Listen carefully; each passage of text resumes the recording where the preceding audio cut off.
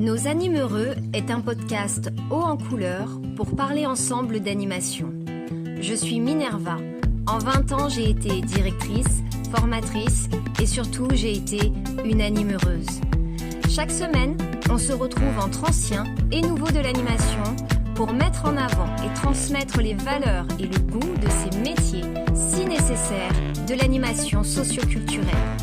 À chaque rendez-vous, on abordera des sujets divers, avec sérieux, mais surtout avec humour et détachement. Bonjour à toi, cher auditeur.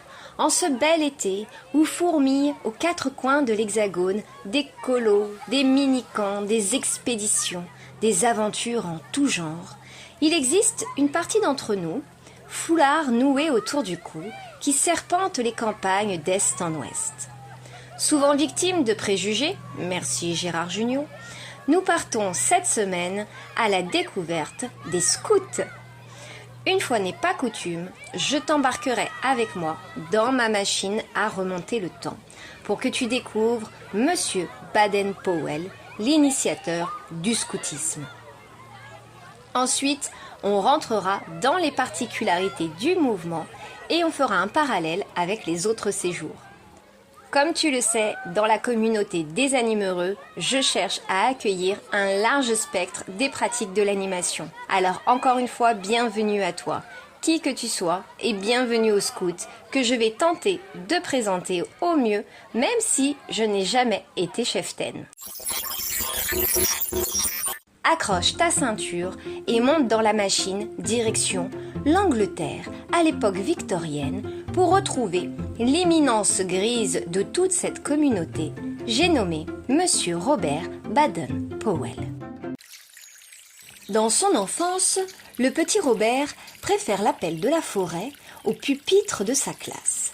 Il affectionnera tout particulièrement l'école buissonnière. Il observe la nature, savoure sa beauté et sa curiosité. Ses pas le mèneront vers une carrière militaire qui le feront voyager dans une grande partie de l'Empire anglais. Le poste qui le fascine est celui d'éclaireur. Il suit ainsi avec passion ceux des différents peuples qu'il côtoie, notamment en Inde et en Afrique du Sud. Il se perfectionne d'autant plus avec l'art de s'acclimater, de lire la nature, de comprendre son environnement. C'est à 50 ans qu'il mêlera cette expérience à son souci de l'éducation de la jeunesse pour activer sa vision pédagogique lors d'un camp qui donnera lieu à un livre, Les Éclaireurs, c'est-à-dire les scouts en anglais. Et ouais, je suis bilingue. Oh oh oh oh oh. Il y regroupe les 5 buts qui lui semblent essentiels. Santé, sens concret, personnalité, service et sens de Dieu. D'où découleront 10 articles de loi ainsi que la promesse récitée par chaque scout. On retrouvera donc les louveteaux, les 8-12 ans, les éclaireurs, les 12-17 ans, et pour les plus de 17 ans, les routiers. Dès 1909, les sections de jeunes sont rejointes par les filles. Soutenu par l'homme le plus influent du Royaume-Uni, j'ai nommé son Altesse Édouard VII, le mouvement devient très populaire. D'ailleurs, durant cette période de création, le mouvement scout croise des idées d'un certain Pierre de Coubertin, que je ne te présente plus. Tu l'as rencontré la semaine dernière dans l'épisode sur les Jeux Olympiques. Pas de panique pour les retardataires, l'épisode 9 est toujours disponible en ligne. Bon, c'est fait, on a mis le contexte, on a défini les valeurs, maintenant ce qui nous importe, c'est de comprendre les objectifs. Et pour cela, je vais directement citer le premier concerné. À la fin de ma carrière, je me mis à l'œuvre pour transformer ce qui était un art d'apprendre aux hommes à faire la guerre en un art d'apprendre aux jeunes à faire la paix. Le scoutisme n'a rien de commun avec les principes militaires.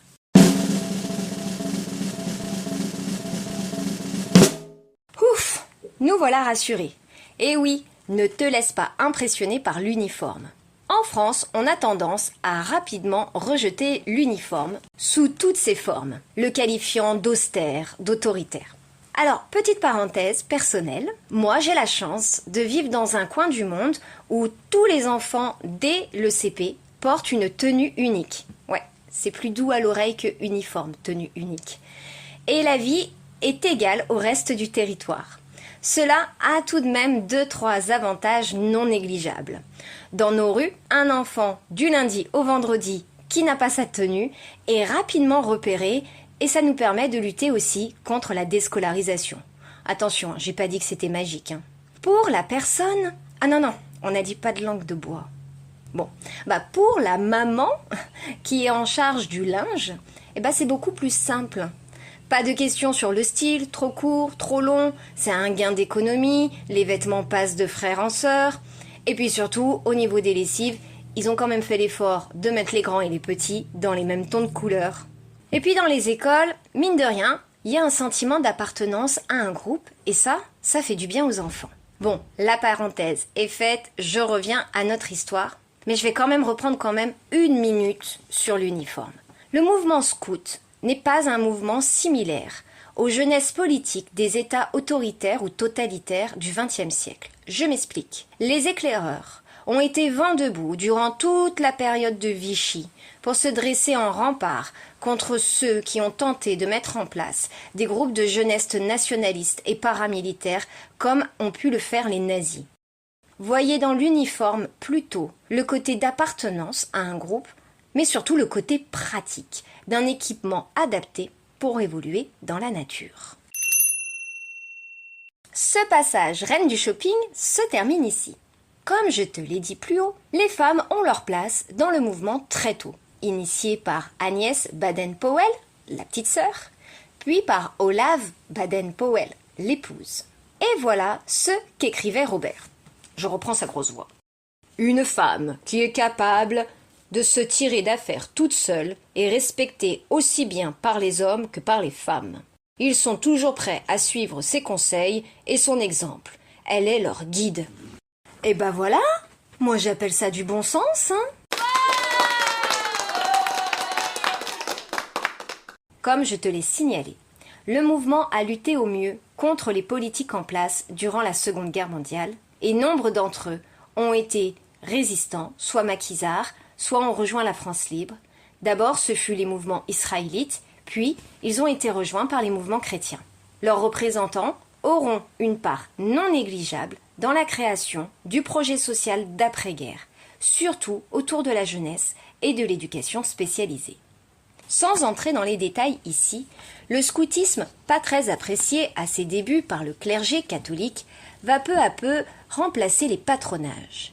Puis la mixité va gagner les groupes. Bref, ils vont évoluer avec leur temps, tellement qu'il existe différentes branches pour répondre à tous les souhaits. Alors je t'ai fait un petit topo. Nous avons d'abord les scouts de France, qui eux sont les guides catholiques. Puis vous aurez les éclaireurs de France, qui eux sont les laïcs. Vous aurez ensuite les éclaireurs unionistes de France, les protestants, puis les éclaireurs israélites de France pour les personnes de confession juive. Mais ce n'est pas tout. À partir de 1994, arrivent les scouts musulmans de France. Et puis en 2017, ce sont les éclaireurs de la nature. Et oui, les bouddhistes, même eux, ils ont leur groupe de scouts. Travaillent ensemble à des actions interconfessionnelles regroupées dans des collèges. Dans la grande majorité, les animes scouts furent eux-mêmes déjà louveteaux dans leur enfance. Et puis petit à petit, ils ont décidé de s'investir plus et de gravir les échelons. Mais il faut savoir que même s'il y a une partie cultuelle, c'est-à-dire religieuse, dans les objectifs du vivre ensemble, les enfants de toute confession ou même athées sont accueillis. Les groupes scouts peuvent être liés à un clergé, ils peuvent également en être indépendants. Et la participation au rite religieux peut être proposée de manière optionnelle. À vous de vous renseigner. Bon, on va pas se mentir, c'est comme chez tout le monde, il existe des groupes plus rigoristes, beaucoup plus politisés, mais cela ne tient pas au mouvement scout, mais bien au groupe social qui l'organise. C'est pour ça que le projet pédagogique est essentiel. Tu ne t'en doutais pas ? Eh bien, écoute l'épisode 3, dites donc. Chez les éclaireurs, on mise sur l'émancipation de chacun, quel que soit son genre, son milieu social, par l'expérience de vie en pleine nature, le sens du service, des responsabilités, ainsi que le développement de la vie spirituelle. Alors, quelles sont les différences avec un camp nature organisé par une mairie, par exemple ? Le fait spirituel d'abord parce que c'est un mouvement associatif. Et donc, les associations sont libres de leur choix de conscience. Elles ne doivent pas être inquiétées pour une croyance. Alors que la mairie, elle, qui organise un camp, se doit d'être dans la neutralité, car elle se rapporte à l'État.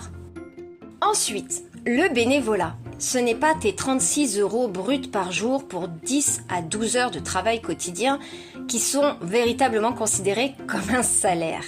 Mais sache que les animateurs, les cheftaines scouts sont bénévoles de la préparation au compte-rendu final avec exactement les mêmes exigences réglementaires que toi. Cela me permet au passage de t'annoncer qu'à la rentrée, lors de la saison 2, on abordera le bénévolat. Comme tu le sais peut-être, j'ai moi-même été bénévole en animation et je t'assure qu'il y a beaucoup à y gagner. Ensuite, les camps scouts sont chapeautés comme le tien par Jeunesse et Sport. Donc il faut présenter projet éducatif, projet pédagogique et de fonctionnement pour avoir un agrément. Il faut les mêmes taux d'encadrement, les mêmes directives sur la conformité des locaux, un assistant sanitaire, des fiches sanitaires, etc., etc. Il existe dans le scoutisme une part qui est dédiée à la formation, comme d'autres peuvent aller se former chez les Francas, l'UFCV, les CMEA et j'en passe et des meilleurs. D'où un socle commun, propre à la formation BAFA. Mais en plus de cela, ils doivent répondre aux exigences également des prescriptions du scoutisme. Un anime scout a souvent en charge son groupe tout au long de l'année, pas que lors du camp. Il anime des retraites, des week-ends, des réunions de groupe. En France, on compte 125 000 adhérents sur les 60 millions de scouts et guides répartis sur toute la planète. Ah bah là, tout de suite, on se rend compte qu'en termes d'influence et de résonance, c'est un des mouvements de jeunesse les plus importants qui n'ait jamais été créé. Cela aurait été dommage de ne pas leur consacrer un épisode. Avant de conclure, je vais te parler un peu plus du mouvement scout des éclaireuses et éclaireurs de France, car j'ai eu la chance d'échanger avec Titouan, l'un d'entre eux qui m'a accordé du temps pour me présenter son mouvement. Si tu te souviens bien, les éclaireuses et les éclaireurs de France est un mouvement laïque. Tous les enfants sont donc accueillis, mais également tous les animateurs. Oui, même toi qui n'as jamais été louveteau dans ton enfance. Au sein du mouvement, vous pourrez même profiter des formations BAFA et BAFD. Sachez que pour ceux qui souhaitent donner de leur temps pour financer leur formation, le mouvement propose des engagements de volontariat. N'hésitez pas. Pas de panique pour les plus fébriles, ce sont bien des scouts ancrés dans le 21e siècle, s'engageant notamment dans la protection de l'environnement et l'éducation de la jeunesse aux défis d'aujourd'hui et de demain. Et mon petit doigt m'a même dit que le port de l'uniforme n'était pas forcément de rigueur dans tous les groupes. Alors renseignez-vous. Retrouvez les liens pour rejoindre les éclaireuses et les éclaireurs dans la description de l'épisode. Tu es toi-même éclaireur ou éclaireuse et tu bondis sur ton siège en te disant « Mais il y a encore plein de détails à donner sur le scoutisme !» Eh bien n'hésite pas, fais-toi connaître via les réseaux sociaux, l'adresse mail nosanimeheureux@gmail.com et rejoins-nous pour un prochain épisode. De quoi allons-nous parler mercredi prochain ? Eh bien, nous allons faire le parallèle avec d'autres structures organisatrices d'accueil de mineurs. J'ai nommé les centres sociaux et les MJC. Quelles sont leurs ressemblances et quelles sont leurs différences ? Comme cet épisode t'a certainement plu, il n'y a plus de temps pour l'hésitation. Partage-le, abonne-toi. Plus on sera de fous, mieux on sera. Ma dédicace de cette semaine, elle est pour mon petit Bertrand. C'était un petit garçon, maintenant c'est un grand jeune homme dont je m'occupais durant mes années d'études et je me revois l'emmener le samedi à ses réunions scouts, repartir tout fier avec son foulard noué autour du cou, son sac à dos pour partir à l'aventure avec ses copains.